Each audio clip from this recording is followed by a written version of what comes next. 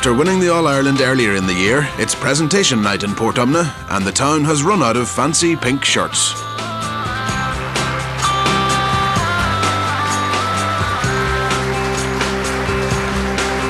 The club's recent history is unique. After a first county title in 2003, the success has just kept coming. It's a 600-page publication basically. We get to like 442 pages, 400 pages before we actually win our first county championship, And for me, that's really what the history is about. It's a huge amount of history in our club, back through the years when our club wasn't that successful. I hurled with Portumna from the 50s, 60s and 70s. We didn't win very, very much. And here's the team.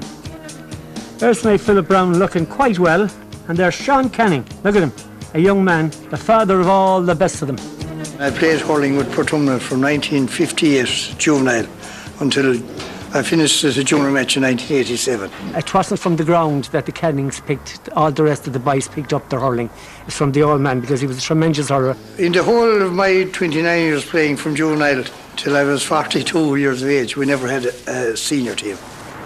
That time we used to go out for an all day and play, and we'd be knocked out in the first round of the championship, and to be all over, we'd be back to the pub for an old pint and things like that. When I think back in 1986, I stood as secretary of the club on the edge of the square here, and we couldn't put 15 together. We had a meeting in the town hall to decide whether we would remain even intermediate, would we go down to junior, and now we're All-Ireland champions.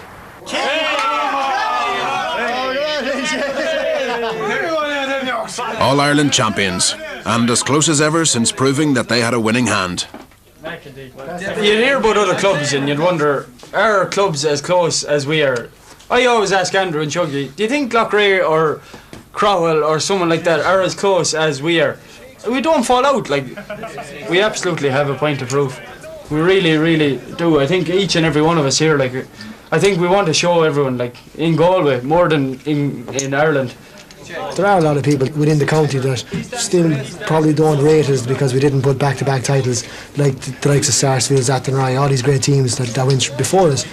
Time will tell how we got the hunger to do it, and put back-to-back titles, And so the business of proving themselves goes on. A county championship day against Clarenbridge. Mum is always there. She always kind of says, get the holy water going and no fighting. That's what she usually says to us. Especially to you, Elliot.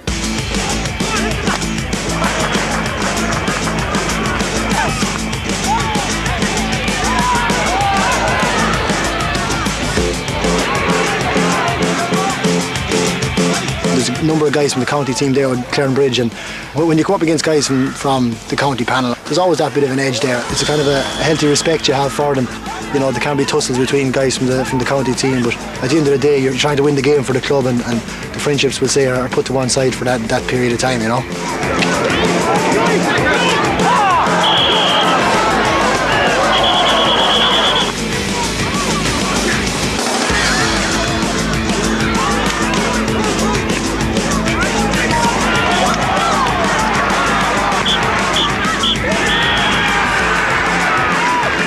Don't go away from the game now thinking everything's rosy. We made awful, terrible mistakes today.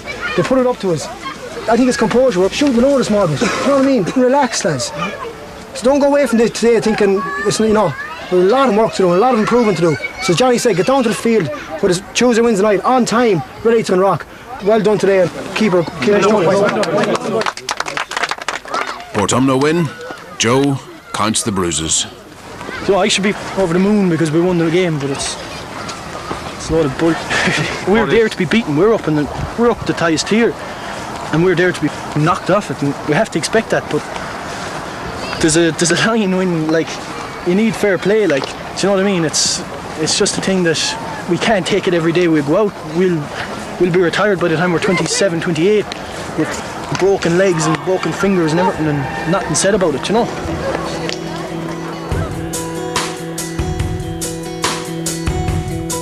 At a time when playing in Croke Park was a distant dream, the Cannings farmyard was a production line. We often had many as a game down here, and that would be a goals there, and over the oil tank was a pint, So we often had games between ourselves here when we were smaller. And as you can see from the shed there, that's where the paint has gone there. It's just been battered from hurling balls, basically. I used to just come up here, try and get the ball and just hit it down, and you'd hear the sound, and if it hit the shed it was good, you know. So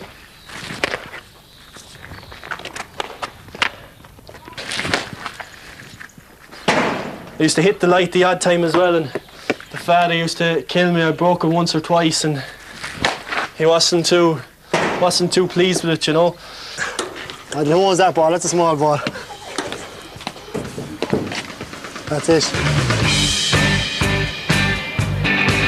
Dublin, All-Star night at the end of the GAA year.